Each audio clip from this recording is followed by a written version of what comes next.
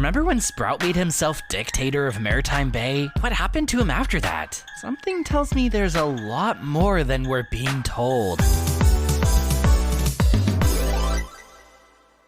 So after Sprout destroyed the lighthouse with Sprouticus Maximus, we didn't see much else of him. He was kinda just shrugged off and things were left at that.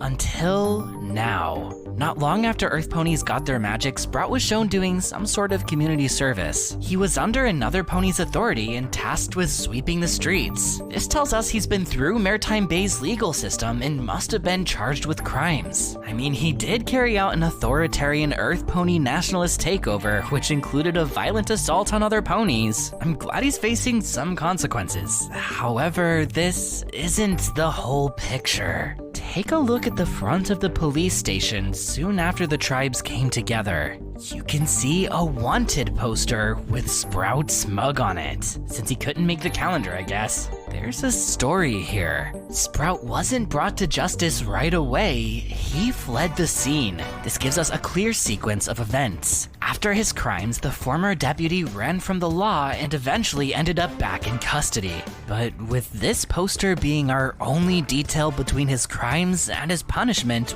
we don't know how exactly this unfolded. Did he have a change of heart and come back willingly, or was there a chase? Did he have to be hunted down, arrested, and dragged home? Well, with any criminal at large, you know Sheriff Hitch is gonna conduct a search, chances are personally. But at the end of the day, I don't think it matters. Given what we know about Sprout, I think he would have turned himself in anyway. Not out of the goodness of his heart or anything, but because he'd miss his mommy.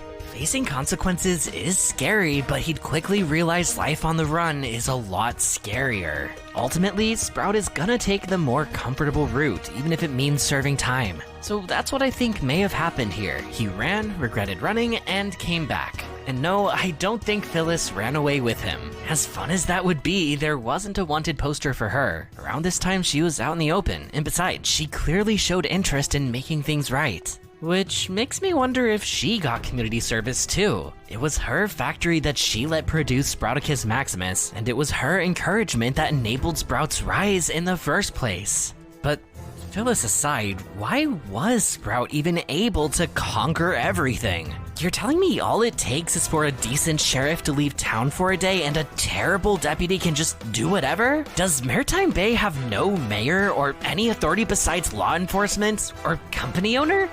I think they probably do, but here's the thing.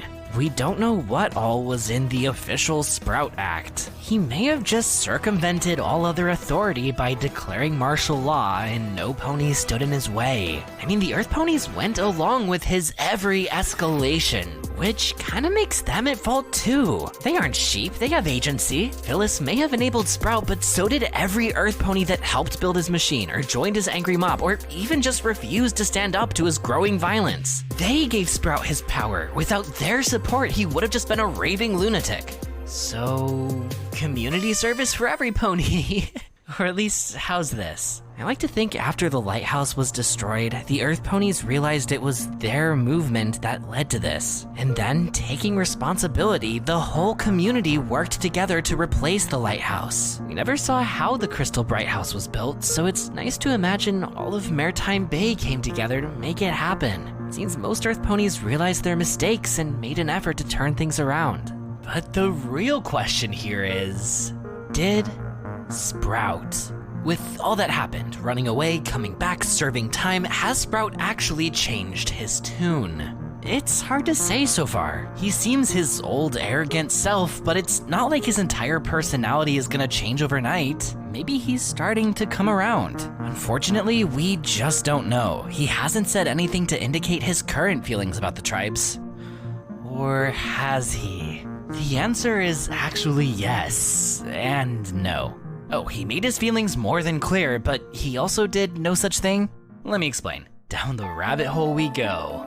This brings us to a tale of 2 Maritime Bay days. One in which Sprout is back in center stage, and one in which he's nowhere to be seen.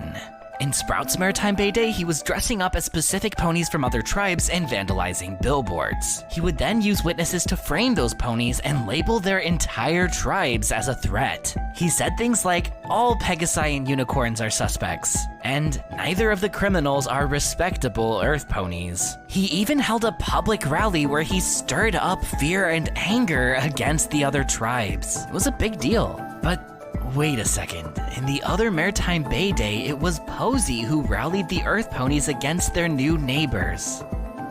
Neighbors.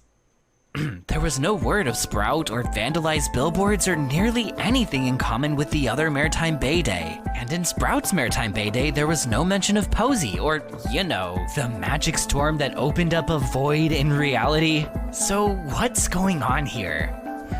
Well, in Posey's Maritime Bay Day, the Earth ponies got their magic around halfway through, right after that storm. But in Sprout's Maritime Bay Day, they had it from the start. So logically, this being an annual celebration, Sprout's Maritime Bay Day must have taken place the year after Posey's. This must be a look into the future, right?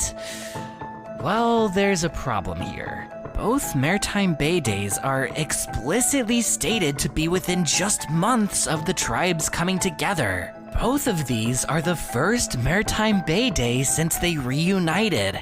But that's impossible. They got Earth Pony magic before and not until during. Things were resolved while the sun was still up, but also weren't resolved until a chase at dusk. These two stories are totally different. They're completely incompatible.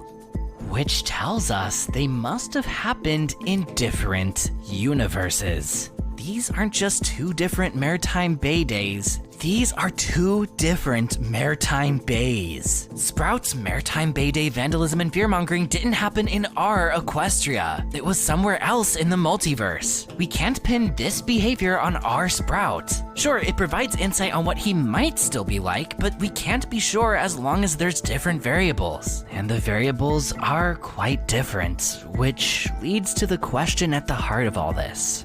Why are these worlds so different? What was the split-off point?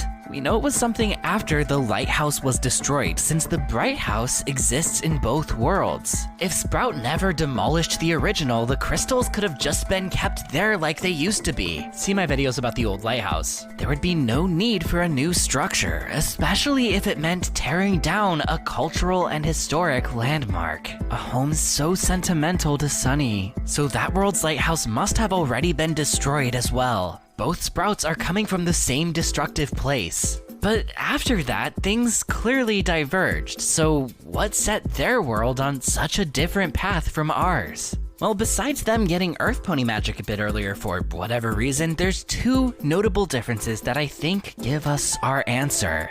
Number 1, the old Canterlogic factory still has Phyllis's iconic glasses. The factory is closed in both worlds, but in ours, the iconography was removed. Canterlogic is effectively a symbol of intertribal fear, yet for them, it's still a prominent part of their skyline.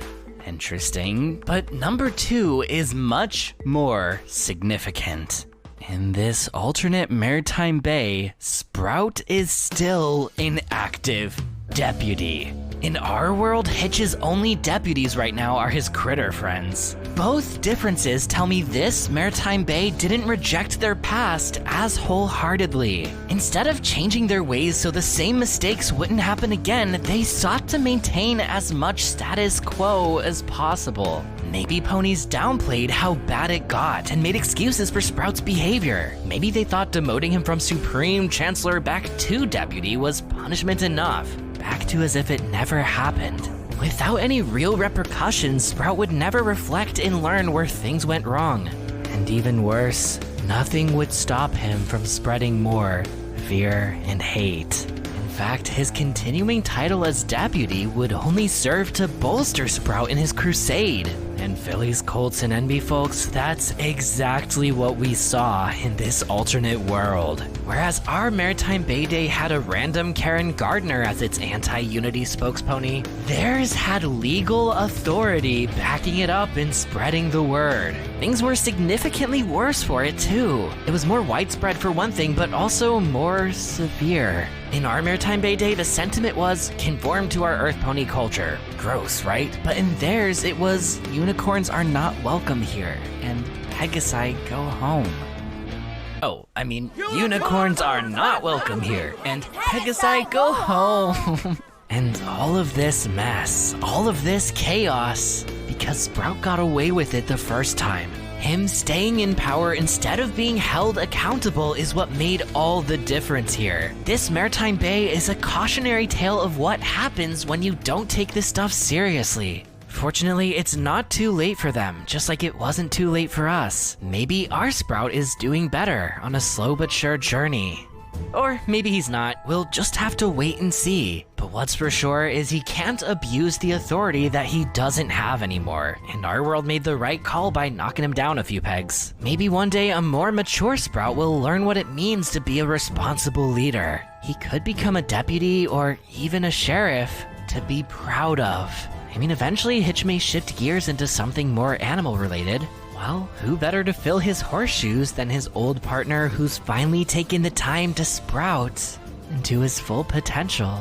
We love a good redemption arc around here. But what do you think? What was it like when Sprout ran away? How did he come back? Has he changed at all? And what do you think about this other Maritime Bay? Leave your thoughts in the comments, and if you're eligible to vote in the United States, make sure you hit the polls before they close on Tuesday. If you liked this video, like this video, and if you want to see more, subscribe and ring the bell. If you want to support this channel financially, check out my perks at patreon.com/sawtoothwaves. And thank you so much to everyone who already has, especially my Alicorn tier patrons. The Nameless One, Equinox3141, Darth Sylar 12, Solar Scripture, Jane Shadow, Rosefire 14, Kari, Mr. Worm, Azure Knight, and this video's Alicorns of the Week, Maximilian HG, Color Shine, and Princess Starglow. Without your support, I'd just be a raving lunatic. You're the ones enabling these horse theory videos. For real though, thank you so much. I'm Sawtooth Waves signing out until next time. Brohoof!